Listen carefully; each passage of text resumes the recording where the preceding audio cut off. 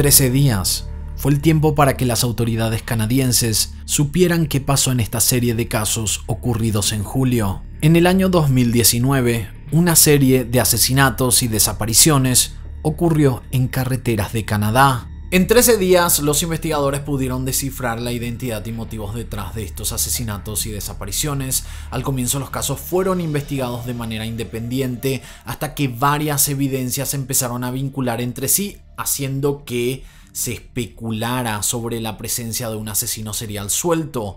Este es el caso de los 13 días de misterio en Canadá.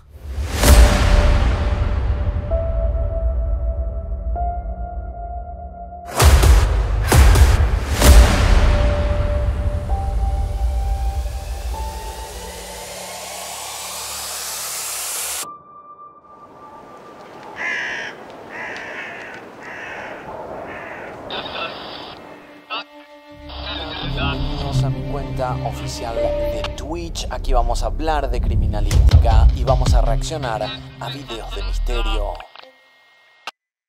El 14 de julio de 2019, la familia MacLeod había llamado a las autoridades locales de Port Alberni, en la isla de Columbia Británica, para reportar que no estaban pudiendo contactarse con su hijo. Según las declaraciones de esta familia, su hijo estaba camino a la ciudad de Alberta, a unos 1100 kilómetros de distancia, porque él tenía planes de buscar nuevas oportunidades de trabajo en esa ciudad. Lo extraño era que a Cam le iba a tomar un total de 14 horas en llegar y hacía 24 horas que la familia no podía contactarse con él. Se hizo el reporte de desaparición y se notificó a la policía de Alberta sobre este suceso. Es importante mencionar que en Canadá la policía trabaja por provincias, o por lo menos eso es lo que leí. No quiero asegurar nada porque a veces me equivoco, pero según lo que leí se trabaja en provincias, y esto quiere decir que para esta investigación la provincia de Columbia Británica y la de Alberta trabajaron en conjunto para encontrar evidencias. El 19 de julio de 2019, las autoridades recibieron un llamado de un reporte de un vehículo que estaba en llamas. Era una camioneta Dodge color gris en la ruta 37 del pueblo de Manitoba. A los pocos minutos de llegar al lugar, la policía encontró a 2 kilómetros de distancia el cuerpo de un hombre que estaba completamente calcinado. Para ese momento no se pudo identificar a la víctima porque realmente era irreconocible, así que llevaron el cuerpo a la morgue judicial para hacer pruebas de laboratorio y mientras tanto empezaron a analizar la camioneta encontrada. Esta camioneta pertenecía al joven reportado como desaparecido, Cam MacLeod, de 19 años de edad, de Port Alberni.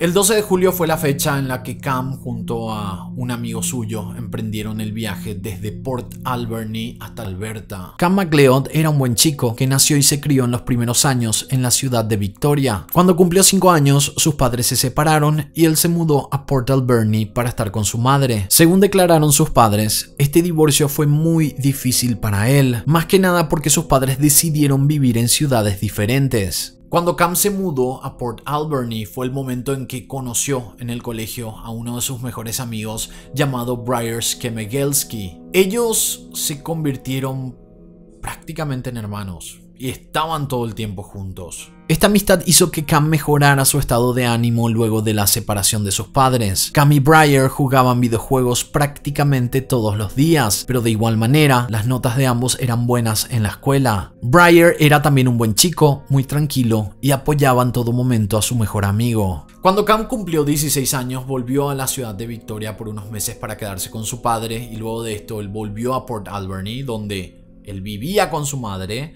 pero en esta ocasión él decidió ir con los abuelos. Acá podemos especular que él no tenía una muy buena relación con la madre, no sabemos muy bien, pero por alguna razón en vez de ir a vivir con su mamá, fue con los abuelos. A pesar de que Cam y Briar estuvieron separados por esos meses, cuando Cam volvió empezaron a buscar trabajo en la ciudad, así siendo contratados en Walmart. Este trabajo no era exactamente lo que ellos querían, pero al menos estaban ganando un poco de dinero y fue ahí cuando armaron el plan de ir para buscar nuevas oportunidades. Ahorraron lo más que pudieron e iniciaron el viaje el 12 de julio de 2019. Un día después de que Cam y Briar hayan iniciado el viaje, las familias estaban esperando por lo menos un mensaje de texto, porque acuérdense, el viaje era solo de 14 horas, desde Port Alberni hasta Alberta, pero habían pasado esas horas. Supuestamente ellos ya tendrían que haber estado en el lugar, pero no había mensajes. La familia les trató de llamar, no respondían. Y obviamente se preocuparon al comienzo. Aunque podemos decir que el 13 de julio fue la fecha oficial de la desaparición de ambos chicos, recién al día siguiente la familia MacLeod la reportó porque creyeron que quizás se habían quedado a descansar en la noche anterior en algún hostal y que seguían en ruta. Pero cuando pasaron más de 24 horas del momento en que ellos ya tendrían que haber llegado a Alberta, fue cuando los MacLeod llamaron a la policía local a reportar el hecho. La preocupación mayor llegó el 19 de julio, cuando las autoridades encontraron una camioneta en llamas y un cuerpo incinerado. No se sabía a esa altura de quién era el cuerpo, no se sabía si era de Cam, no se sabía si era de Briar y tampoco se había encontrado el segundo cuerpo. Pero había algo que llamó la atención en esa escena del crimen, porque ahí encontraron unas balas, y estas balas concordaban con las mismas balas utilizadas días antes en otro hecho. Dos personas habían sido encontradas sin vida en circunstancias similares. Ellos eran viajantes, pero en esta ocasión se encontraron los dos cuerpos y no había ningún incendio, no había fuego. Simplemente eran estas dos personas que estaban sin vida, encontradas al lado de una carretera. Y la policía se preguntaba si es que ambos casos estaban enlazados, pero tenían que investigar un poco más para poder enlazar estos dos casos.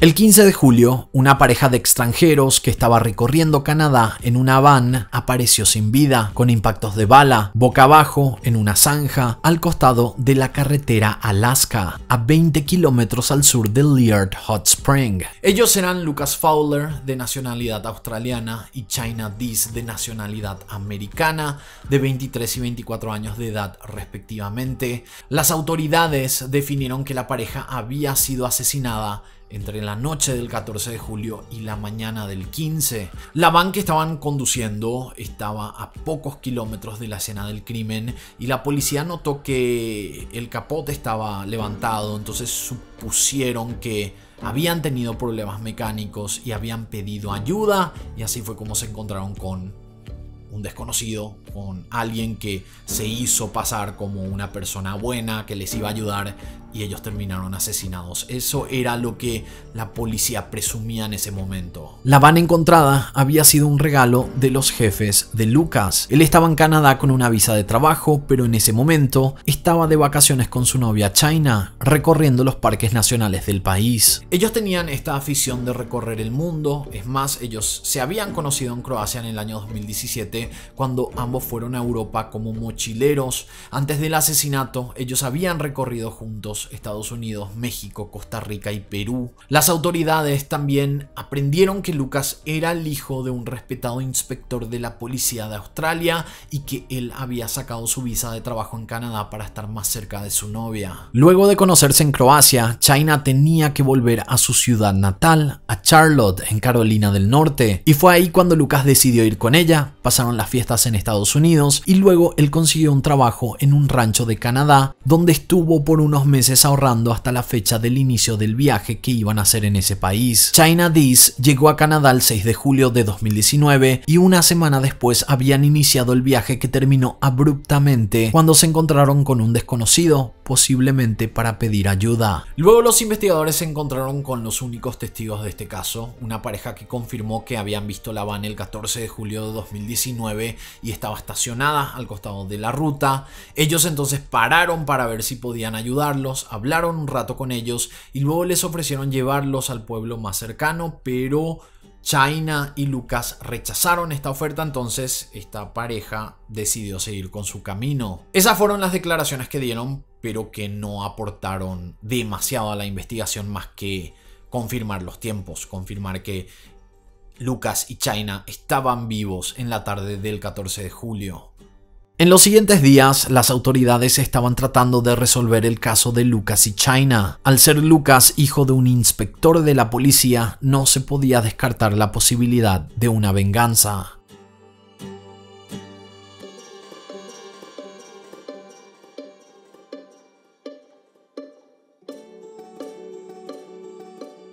Al día siguiente del hallazgo de un cuerpo y una camioneta en llamas, los forenses todavía no habían identificado a la víctima, pero se determinó que el cuerpo correspondía a un hombre mayor de 50 años, lo que descartaba la posibilidad de que sea uno de los chicos de Port Alberni. Esto significaba que el que estaba cometiendo los crímenes o había secuestrado a los jóvenes o había tirado los cuerpos en otra locación, así que oficialmente se colocó el caso de Cam y Briar como personas desaparecidas y se inició una cacería para encontrar al criminal. Para esa época, el último asesino serial de Canadá había sido capturado un año atrás, en el 2018, y la posibilidad de que existiera un nuevo asesino serial en el país asustaba a muchos. Conocido como el asesino de Toronto, Bruce McArthur había matado entre el 2010 al 2017 a al menos 8 personas, todos hombres homosexuales, catalogados como osos en la comunidad gay. McArthur estuvo casado con una mujer, pero a finales de los 90 salió del closet con su esposa, pero siguieron la relación por unos años más. Luego de esto, Bruce McArthur empezó a frecuentar bares gays y una década después inició con los asesinatos de hombres en los barrios gays de Toronto. Aunque Canadá está en la lista de los países con mayor cantidad de asesinos seriales, ni se compara, ustedes saben, con Estados Unidos. Estados Unidos tiene por lo menos 3.000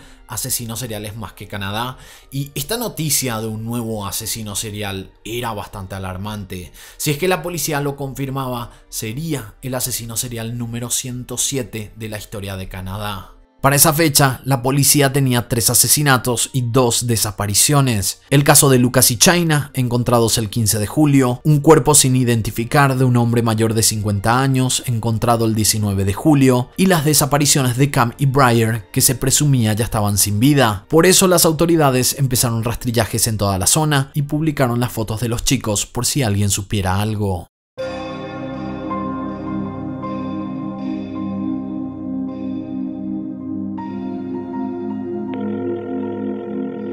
La policía entonces empezó a recibir llamados al sistema de información con varios avistamientos de personas sospechosas. Inclusive algunos llamados aseguraban que vieron a los chicos que estaban como desaparecidos. I'm saying, as a dad, those 2 boys are still out there. Go find them. Para ese momento el padre de uno de los chicos empezó también a aparecer en los medios de comunicación pidiendo información sobre el paradero de su hijo y que estaban con la esperanza de encontrarlo con vida. En esos días también pudieron hacer un retrato de la identidad del hombre encontrado cerca de la camioneta en llamas, y fue ahí cuando una persona se acercó a la oficina de los investigadores. Esta mujer había mencionado que su esposo había ido a acampar en esos días y que hasta la fecha no se había podido comunicar con él, y también dijo que el retrato era muy parecido. Describió que su esposo, llamado Leonard Dick, más conocido como Len, era un profesor de botánica de la Universidad de Columbia Británica y tenía 64 años. Este hombre además conocía muy bien la zona y solía ayudar a turistas perdidos, y estas fueron declaraciones de prácticamente todos los amigos y la familia de este hombre. Entonces se especuló que quizás el asesino, luego de matar a los chicos de Port Alberni, secuestró la camioneta y se encontró con Len, a quien posiblemente le pidió ayuda. Esto además cuadraba también con la historia de Lucas y China, pero completamente al revés, porque en el caso de Lucas y China, ellos al parecer tenían problemas mecánicos, entonces el asesino fue el que ofreció la ayuda, y en el caso de Len, al parecer Len fue el que ofreció la ayuda a este asesino, pero era como su modus operandi: encontrar a gente o que necesitaba ayuda o fingir que el asesino necesitaba ayuda. Y tampoco se descartaba la posibilidad de que esto mismo hubiera pasado con Cam y Briar. Pero algo raro empezó a ocurrir en ese momento. La esposa de Len había mencionado que la camioneta de su esposo era una Toyota RAV4 gris del año 2011, la cual no se había encontrado en la escena del crimen, pero los investigadores recordaron una llamada en particular al 911 de un testigo que aseguró haber visto una camioneta Toyota color gris que le parecía sospechosa.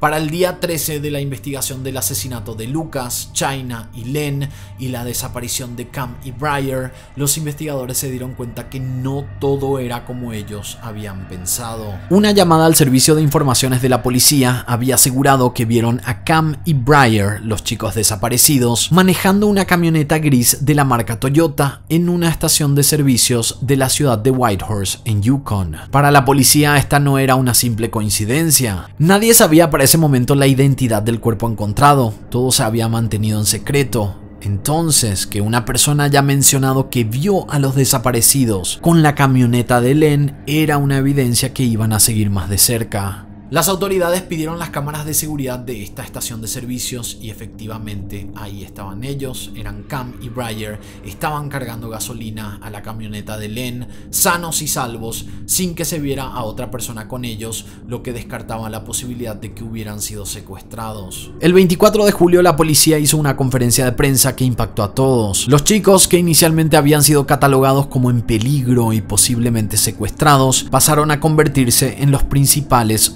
sospechosos de los asesinatos. Canadá estaba en alerta. Se bloquearon accesos de rutas, se publicaron las imágenes de los sospechosos en todas partes y los medios de comunicación se volvieron locos con esta vuelta inesperada en la historia.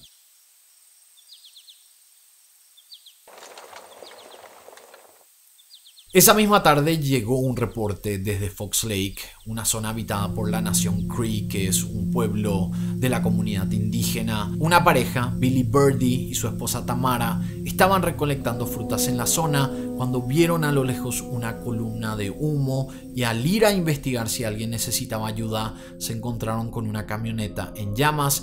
Era la Toyota RAV4 gris, que para ese momento estaba en todos los medios de comunicación, pero tenemos que decir que ellos mencionaron que no sabían sobre esta noticia, o por lo menos que este auto estaba siendo buscado, pero de todas maneras reportaron esto ante las autoridades. Se desató una enorme búsqueda donde participaron centenares de agentes y personal militar. La policía cerró caminos e investigó todas las rutas que podrían haber tomado los sospechosos. De a poco comenzaron a aparecer más datos sobre ellos. Gente que aseguraba haberlos visto, gente que proporcionaba información de que ya estaban lejos del lugar de los hechos. Las cosas se tornaban cada vez más complicadas. La policía empleó perros rastreadores, un dron y aviones de búsqueda equipados con cámaras infrarrojas en un área que se extendía desde la Columbia Británica hasta Manitoba. Las autoridades idearon un plan que no les dejaba chance. Si todavía no habían dejado el lugar o el país, estaban cercados por la policía y por lo árido de la zona. Cada vez el cerco se cerraba más y más. Sin embargo, los sospechosos no aparecían y comenzaban a especular que los dos fugitivos habían escapado de la zona. Había mucha información cruzada y era casi imposible tener una certeza. Hubo también algunas pistas reales. Por ejemplo, se descubrió otra grabación de seguridad del 21 de julio donde ambos entraban a una tienda.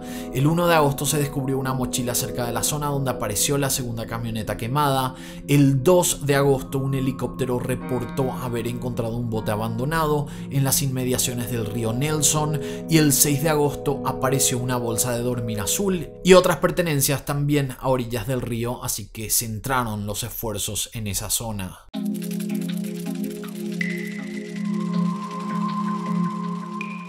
Mientras todo esto pasaba, la comunidad indígena Cree se sentía muy temerosa de que dos asesinos anduvieran rondando sus tierras, así que varios hombres, encabezados por Billy Birdie, el que encontró la camioneta quemada, organizaron una patrulla de vigilancia y se pusieron a ayudar con la búsqueda. Fue gracias a este hombre que finalmente, el 7 de agosto, el descubrimiento que todos esperaban se dio. Esa mañana del 7 de agosto de 2019, Billy Birdie se ofreció a llevar a varios oficiales en su bote a recorrer el río Nelson.